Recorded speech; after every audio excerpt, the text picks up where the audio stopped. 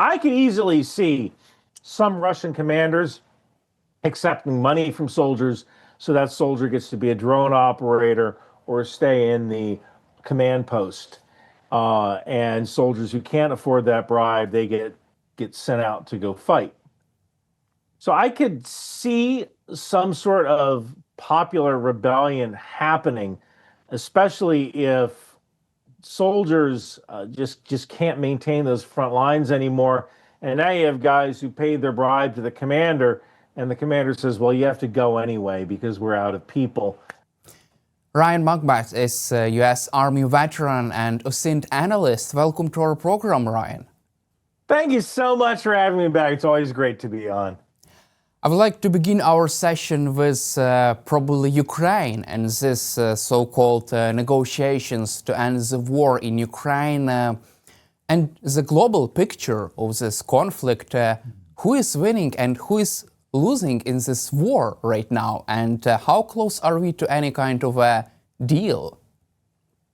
That's an excellent question. I didn't know we were still talking about this war in terms of winning. I've often said that this isn't a question of win and lose. This is a question of who loses and who loses more. And I say that because when you take a look at a country like Ukraine, there is going to be veterans who are wounded, who are going to need psychological care. There is, even if Ukraine wins, or I should say loses less than Russia, we're going to have to make sure that the fields in the Donbas are demined. That's going to be going on for 50 years. I mean, today, in France, every once in a while, some guy's plowing his farmer's field and he finds a shell from World War I. So it's really tough to say the words win and lose because, in my opinion, both sides can lose. It's now a question of who loses more. And ideally, we want Russia to lose more. Now, when it comes to ending this or any kind of prospect of peace, I mean, Putin doesn't really see some sort of off-ramp, but Ukraine has to keep up with this fiction of going to these meetings, because if they don't, then President Trump will get mad. So I don't really see any sort of peace off-ramp that doesn't involve Putin ending up like the Ayatollah in Iran. That's really interesting. From your perspective, does Vladimir Putin seek an end game, and can he really do this ceasefire without losing power? I don't think so. The Russian economy is running red hot right now. And everybody who wants to be employed has a job, either in the military or in the military armaments manufacturing industry. So if the war ended tomorrow, many of those people would suddenly lose their jobs. Russia still wouldn't be able to sell its oil to anyone but China and, let's be honest here, Hungary, right? Maybe India.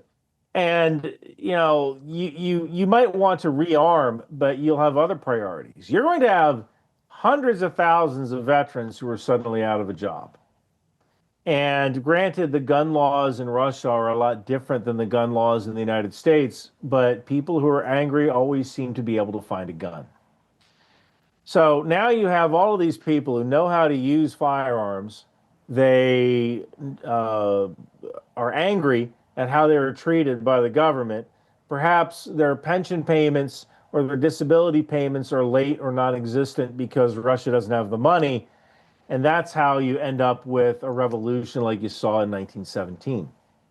So, yeah, what I can see is President Putin might be looking at this sort of like Vietnam, the American involvement in Vietnam, where every single leader knew that there was no end in sight, but they kept, to use an American idiom, kicking the can down the road, making this a later problem, hoping that someone else will deal with it.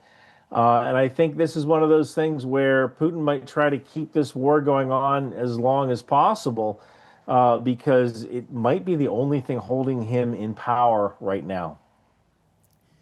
Let's also cover interesting reporting by Bloomberg, because according to Bloomberg, Russia is ready to halt this war if Ukraine surrenders Donbas, the whole Donbas area, to Russia. Moreover, according to Bloomberg, most people from Putin's inner circle right now agree to end the war in case of Ukraine's withdrawal from the Donbas. What is your take on this so-called generous offer from Russian side? Well, I don't have a take. This is the take of the Ukrainian people. And I shouldn't have a take as an American. This is something that Ukraine needs to vote on. They have shed blood for that particular area of their country. If they feel that this is an appropriate thing to cede to Russia in exchange for whatever peace there might be, then that's something they need to vote on. But as Americans, we shouldn't have any say in that whatsoever, because none of us died, other than the volunteers, none of us died fighting Russia. This should be decided by the Ukrainian people. Really appreciate your kind words and honest position on this, because we have been hearing lots of opinions, takes about this Donbas area for a while. Lots of media analysts and interesting speakers saying what we should do or we should not do in this topic. Let's also cover more Russia and Vladimir Putin. We had this summit in Alaska, numerous phone calls, Steve Witkoff, Jared Kushner engaging with the Russian side. From your perspective, how close Russia is to any kind of, I wouldn't say collapse, but mutiny or something else, because they have reached interesting moment. Russian casualties have reached they have lost probably 1.3 million soldiers killed and wounded, according to most recent calculation. Could this backfire and create a window of opportunity for any kind of revolution, collapse inside Russian state? There's always that possibility. I've often said a soldier is only 6 meals away from a bandit. If you have a gun and you haven't been fed in a couple of days, pretty soon you're going to find some food. And when you look at how Bashar al-Assad in Syria, how his army fell, it's actually fairly simple. Many soldiers would pay their commanders to keep them on the books, but let them leave and go work. So you had guys who were on the books as soldiers, and they would give their commander a couple of, God, I don't remember the unit of currency in Syria. I think it's dinar, that could be Iraq. So they give their soldiers a couple of dollars every month. They would go and work, but they wouldn't be at the front lines, but they're still on the rolls, on the books as being present at that unit. And if that happens enough, pretty soon you have a very hollow force. And now you only have soldiers who are there who can't afford the bribe. I could easily see some Russian commanders accepting money from soldiers, so that soldier gets to be a drone operator or stay in the command post. And soldiers who can't afford that bribe, they get sent out to go fight. So I could see some sort of popular rebellion happening, especially if soldiers just can't maintain those front lines anymore. And now you have guys who paid their bribe to the commander, and the commander says, well, you have to go anyway because we're out of people. If that starts happening on a very wide basis, then I think you could certainly see at least isolated pockets of rebellion. And probably most final question on Ukraine and this war, because the war in Ukraine has entered its 5th year, and has lasted longer than Soviet Union's war against Nazi Germany during the Second World War. What does this tell you? And from your perspective, if we compare current situation with 2022, what has changed? And how can you assess Russia's objectives, which were achieved or not achieved by Russian side since 2022? Boy, You know, a lot has changed since 2022. We've seen Russia attempt to storm its way into Ukraine, and of course that didn't work. We've seen Russia change their tactics on the fly to where they started to use drones more for artillery spotting and having that on-call artillery spotting, whereas the Russian military used to do what are called pre-planned fires. We've seen Russia take a look at the effectiveness of Ukrainian drones and say, you know what, we can do that as well. We've seen Russia essentially run out of, or at least have fewer strategic cruise missiles and use Iranian drones. So much has changed since the start of the war that the tactics have absolutely changed as well, to the point where now you have Ukrainian units who are using ground-based autonomous vehicles to take and hold ground. And that was something that wasn't even a concept back in 2022. In a lot of ways, it's almost like World War One, where at the start of World War One, you had young men versus machine guns, and by the end of World War One, you had tanks and you had aircraft dropping bombs. But I think the big difference between now and World War One is it seemed like in World War One the technology changed slowly. Young men, machine guns, and then poison gas was added, and then you had aircraft performing surveillance, and then you had aircraft dropping bombs, and then you had tanks. And I think now things are changing about every 6 to 8 weeks on the ground. The tech is changing every 6 to 8 weeks, which is really an incredible rate of advancement.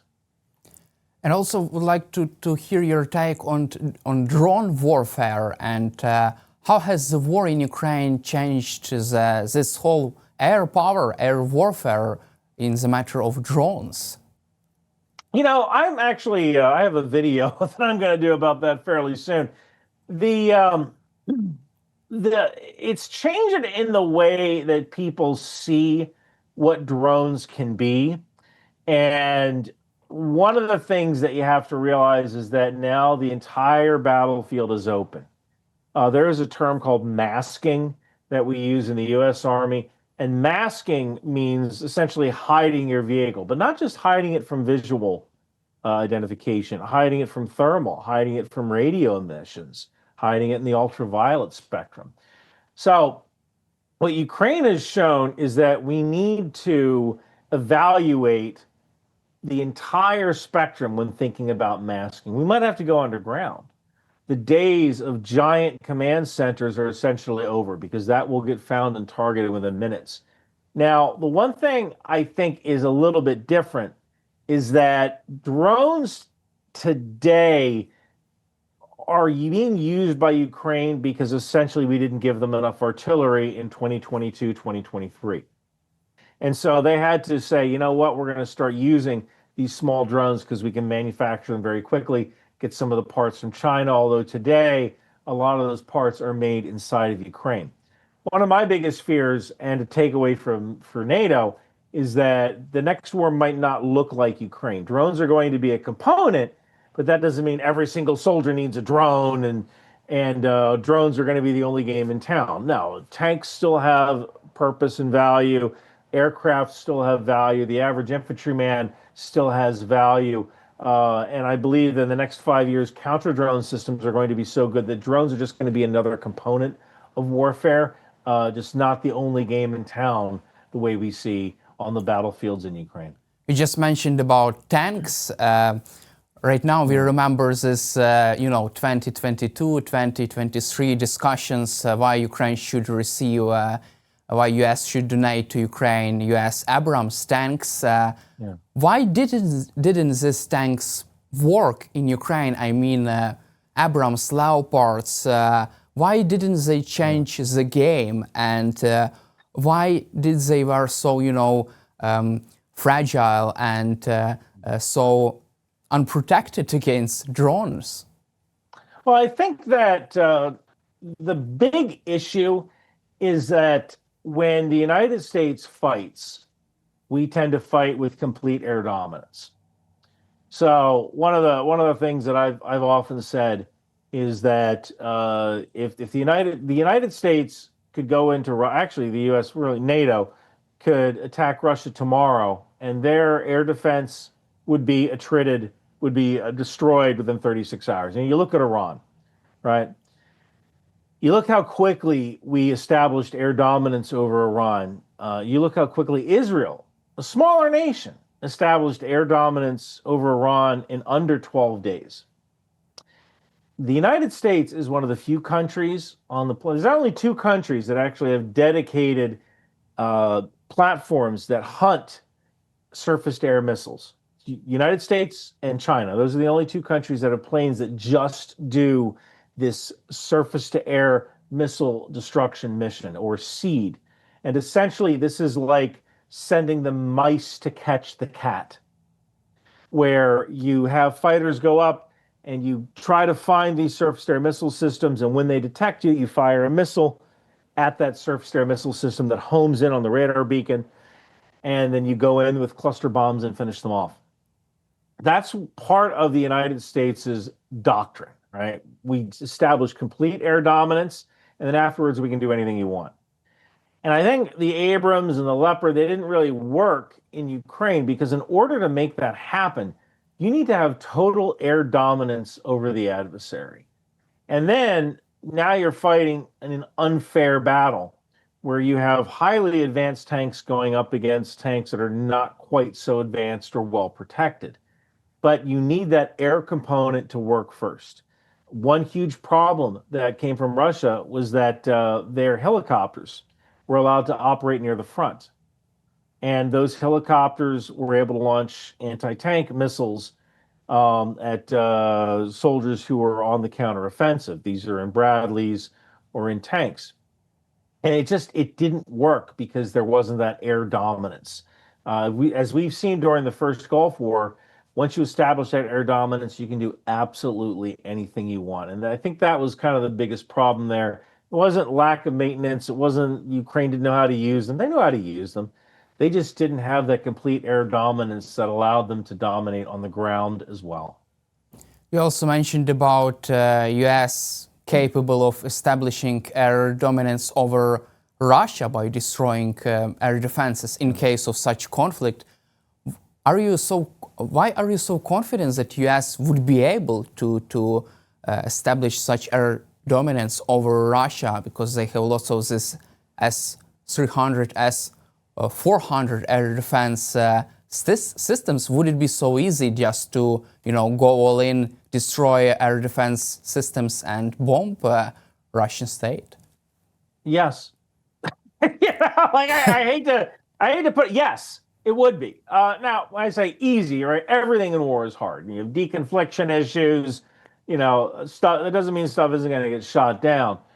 But there are entire units. For example, the 77th Squadron out of South Carolina, the Gamblers. You can throw that graphic up if you can search for them. The Gamblers, their entire job is to hunt down surface-to-air missile systems. That's all they do. And when the United States went into Venezuela, first thing we did is the SEAD, suppression of enemy air defense aircraft. They go in first. They blind the enemy's radar, and it would just be this. Overwhelming wave. There's a tactic we practice now called JADO, or Joint All Domain Operations. And during the first Gulf War, we had this strategy called Airland 2000. And that was massive airstrikes for about 6 weeks, followed by a massive ground invasion. That was our strategy for defeating Russia. We would, if the Soviet Union ever invaded West Germany, we would try to slow them down on the ground. We would establish air dominance, and then we would counterattack. And that was part of Airland Battle 2000, this fusion of air and land. Today, our JADO doctrine, Joint All Domain Operations doctrine, emphasizes moving air, land, space, sea, and cyber all at once. Instead of a hurricane followed by a tidal wave, we give the adversary 1,000 tornadoes. The amount of stuff, the amount of aircraft we can put in the air, and not only put in the air, but sustain over multiple days and weeks is astronomical. And that's just not something Russia has ever had to deal with. I think Ukraine has roughly 120 or so, 130 aircraft, roughly. Russia has maybe 500 working aircraft right now. They haven't been able to gain air dominance over Ukraine. So I think a lot of it comes down to we are so good at establishing air dominance over a state that once we establish that air dominance, everything else can be rolled up fairly quickly. And also it's interesting that Russia has failed to establish this air dominance over Ukraine and couldn't do this. There have been also lots of discussions about the possibility of direct war between NATO and Russia, US, Russia, NATO in Europe. What are the Russia's chances against US-led NATO in case of such war? Will US win this conflict? So again, you got to stop thinking about win and lose. There's lose and lose, right? Because both sides can still lose, especially if nuclear weapons are somehow employed.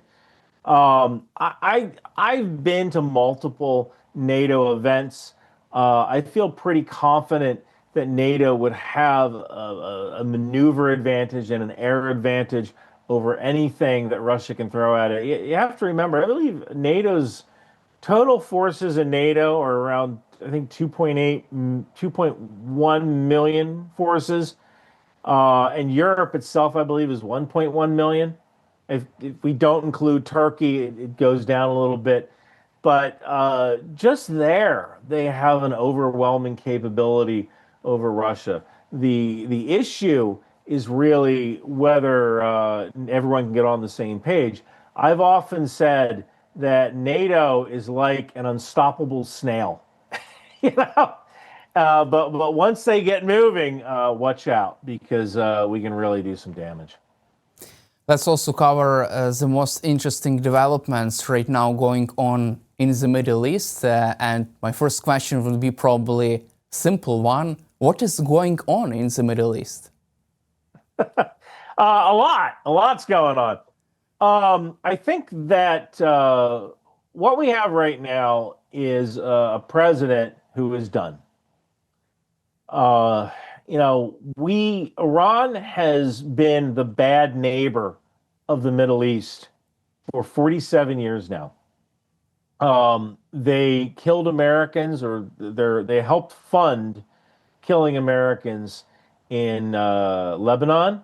They took Americans hostage in 1979. They tried to shut down the Straits of Hormuz in 1987, I believe. They helped fund proxy militias, the Hezbollah and Hamas in Israel. They helped fund the Houthis in Yemen, shooting rockets at ships in the Red Sea.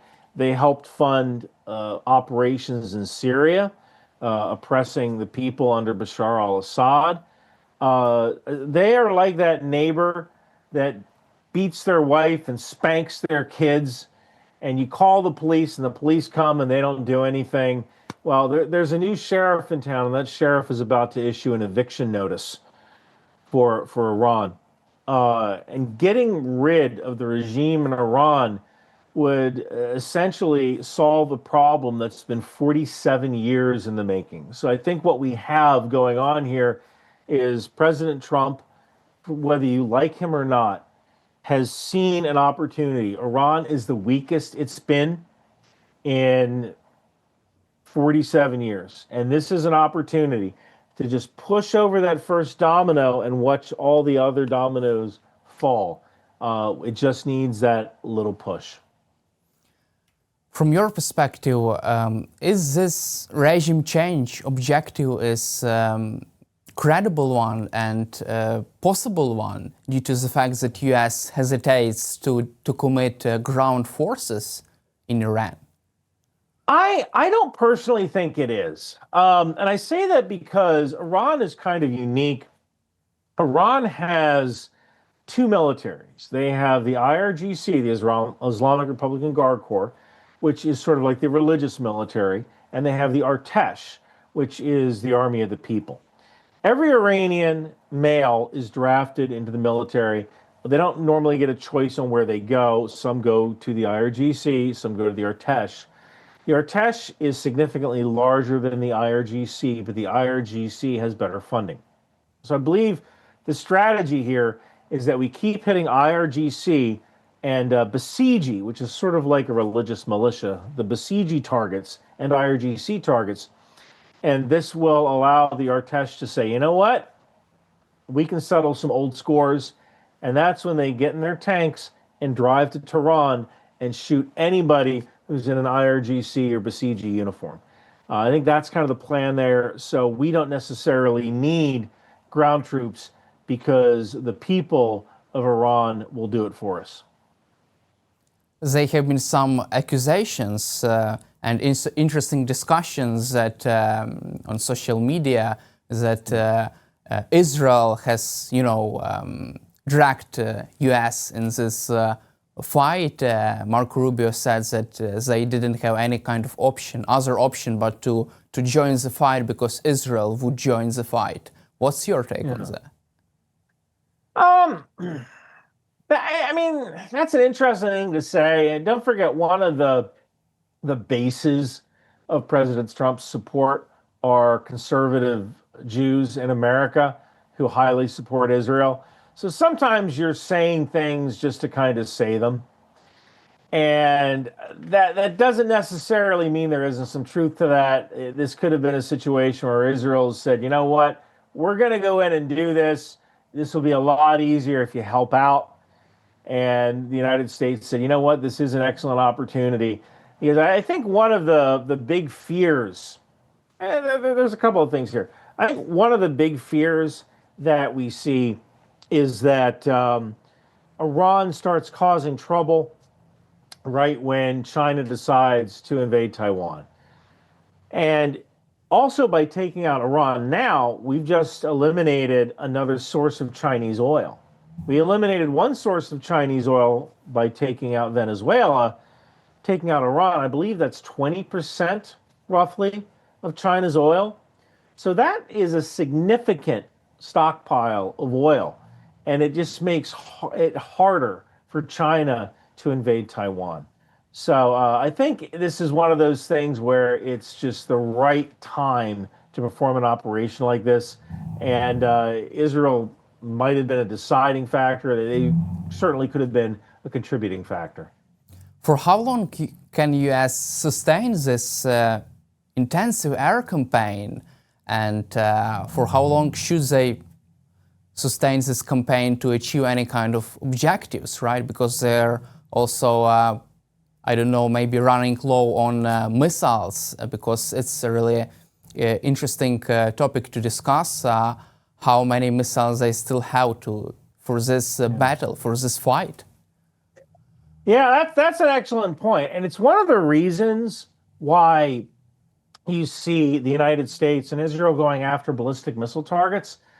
This is actually one of the problems that we've seen in Ukraine. Everybody went and gave Ukraine defensive missiles. That's great. But it's better to kill the archer than it is to try to stop the arrow, right?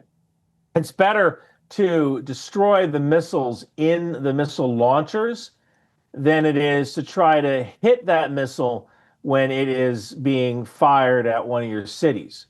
So one of the things you have to realize is that when we're hitting these missile launchers, we're typically doing them with we're typically hitting them with laser-guided bombs. So we have plenty of those things. I mean, this is just a bolt-on kit. You put the kit on the missile and this thing can guide it on a laser. JDAM is the same way. It is a kit that you put on the front and back. We have plenty of those. We have plenty of dumb munitions. Now, I've often said that if America doesn't stop shooting $2 million cruise missiles at camels, we're all going to be speaking Chinese in 10 years. We need to save those high-end Tomahawk missiles. We need to save those high-end interceptors for threats coming from China in the next couple of years. And that's one of the reasons we're going after those missile launchers. But after a week or so, we're probably going to see a heck of a lot fewer missile launches, because we've either destroyed all the TELs, the transport erector launchers, or we've destroyed the command and control that tells people when and where to launch and at whom.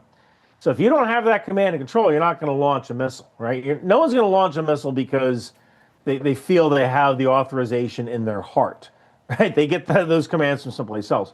So if you've destroyed the chain of command, you've effectively taken out that missile launcher.